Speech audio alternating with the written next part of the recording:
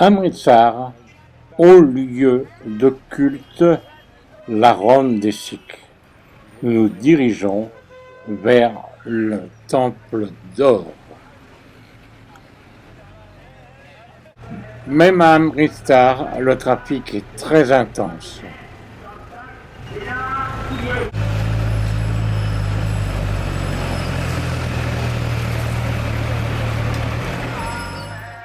Nous allons pénétrer dans le Saint des Saints, mais avant, il faut se laver les pieds et se couvrir la tête.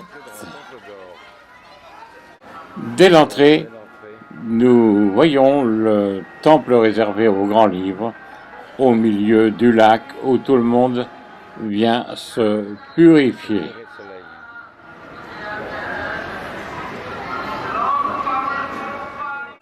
Les visiteurs sikhs sont très nombreux à venir prier. Contact humain immédiat et ces hommes se laissent photographier facilement.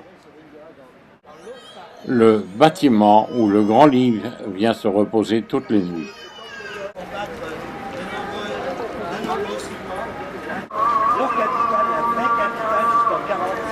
Les sites, c'était Lahore. Lahore, où il y a aussi un grand temple qu'on appelle le Gurdwara.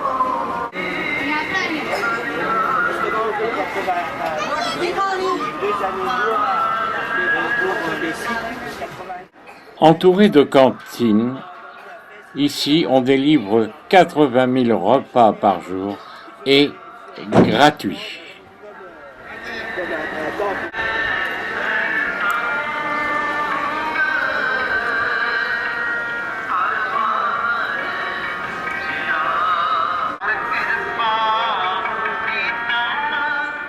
L'eau sera toujours purificatrice dans toutes les religions.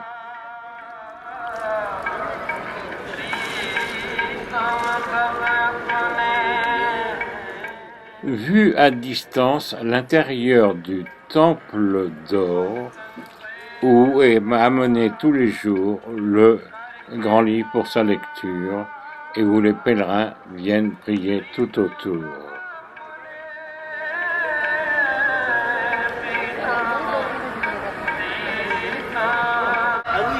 Et toujours au centre, le Temple d'Or. Nombreux sont les plaques apposées commémorant le souvenir et les faits héroïques de certains Sikhs à différentes époques.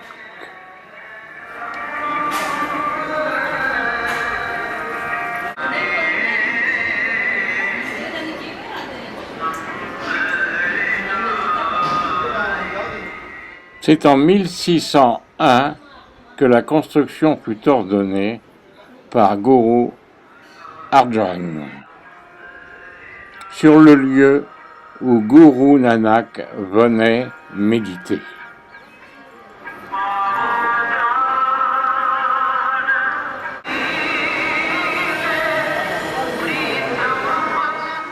C'est sur cette passerelle de 60 mètres de long que l'on peut accéder au temple des temples, c'est-à-dire le Temple d'Or.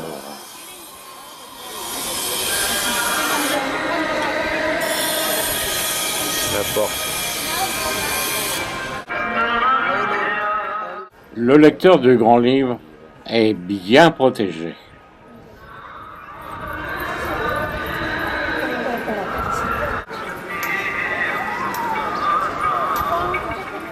Inutile de vous dire le nombre de pèlerins qui peuvent venir par jour et même de nuit, comme vous pouvez en juger.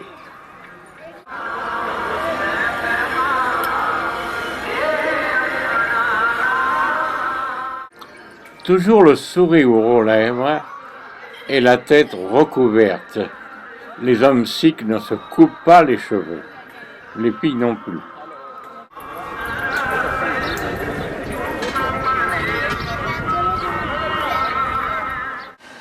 Nous sommes pratiquement au royaume du sourire, car ici je ne vois pas une seule tête triste.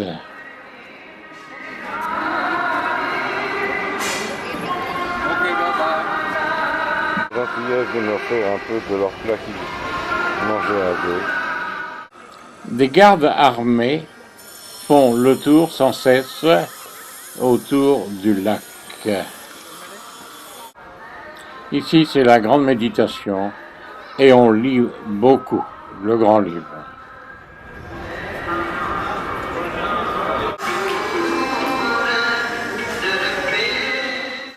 Regardez ces sikhs avec cet air majestueux qui nous regardent ou qui méditent avec ce joli turban sur la tête.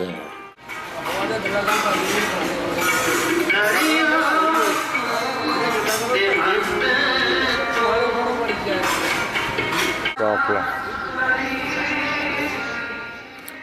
Les gardiens du temple et ce sourire malicieux.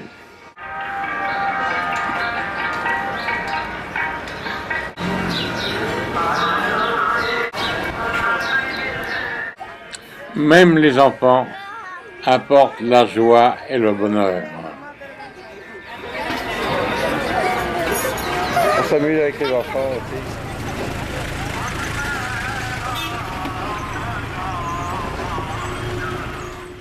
Très impressionnés de cet après-midi passé au temple, nous ne pouvons faire autrement que de retourner le soir assister au coucher du grand livre.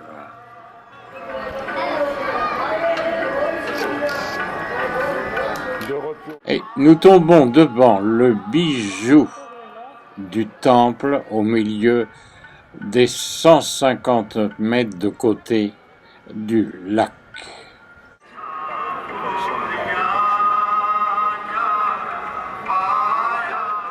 Si vous avez envie de dormir, eh bien ne vous gênez pas, ici c'est l'endroit d'accueil.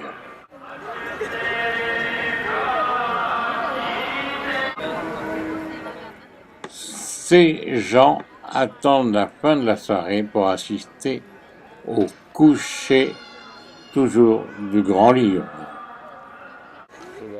Le pavillon de 3 étages dont la partie supérieure est recouverte de plaques d'or, construit en marbre de différentes couleurs.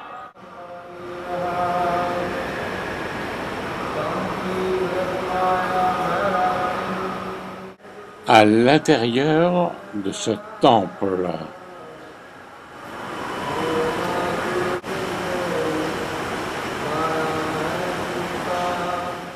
jetons un coup d'œil avant l'arrivée du grand livre, et c'est dans cette salle où il sera remis pour passer la nuit sous bonne garde. Concentration et prière vis-à-vis de l'au-delà.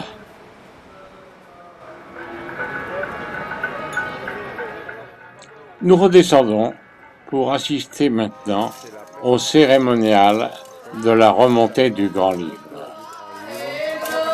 Dans le sanctuaire qui se trouve derrière nous.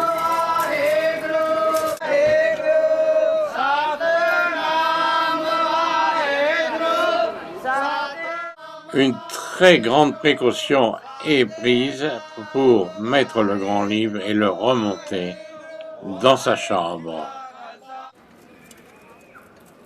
Entouré et transporté avec précaution.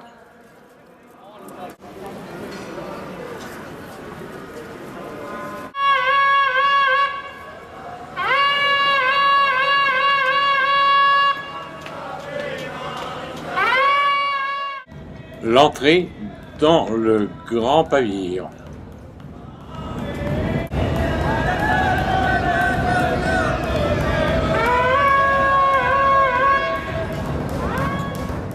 L'on pourrait dire arriver dans l'antichambre.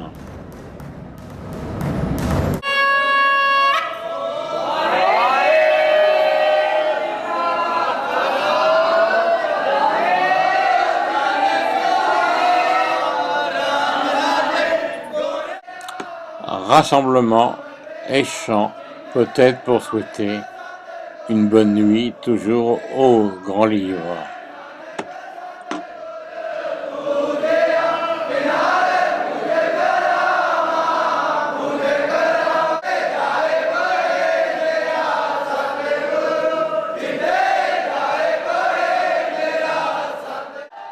Mais dans une pièce adjacente, on continue toujours à lire le grand livre.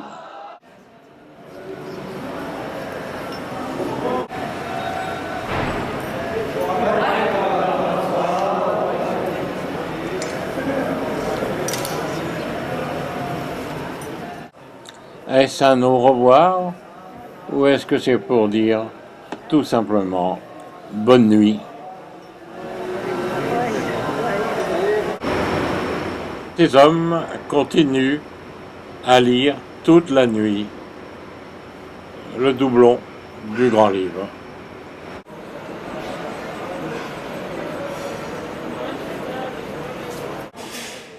Ce sera un dernier aperçu sur ce temple, sur ce bijou se reflétant dans son lac.